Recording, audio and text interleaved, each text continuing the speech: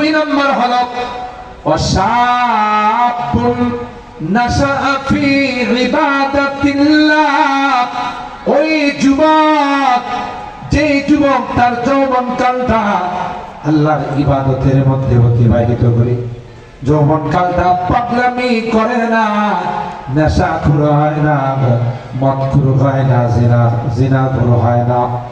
দুর্নীতিবাজ হয় না, চোর হয় না, ডাকাত হয় না, তার জীবনটাকে সুন্নতের রঙে রঙিন করে মাথা থেকে পা পর্যন্ত শুধু সুন্নত আর সুন্নাত। পয়গম্বর ডাক দেখায়, যুবক, কিয়ামতের কঠিন ময়দানে যেদিন সকল পয়গম্বররা নফসি নফসি বলবে, আল্লাহ তোমাকে আরশে আজিমের নিচের ছায়ার ব্যবস্থা করে। দুই নম্বর হলো ওয়াশাবুন নাশাআ ফি ইবাদাতিল্লাহ, ওই যুবক, যে যুবক তার যৌবনকালটা আল্লাহর ইবাদতের মধ্যে অতিবাহিত করে, যৌবনকালটা পাগলামি করে না, নেশাখোর হয় না, মদখোর হয় না, জিনাখোর হয় না,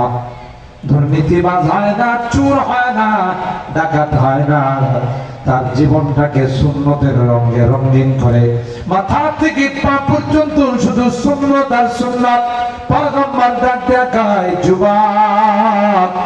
কিয়ামতের কঠিন ময়দানে যেদিন সকল পয়গম্বররা নফসি নফসি বলবে, আল্লাহ তোমাকে আরশে আজিমের নিচের ছায়ার ব্যবস্থা করে।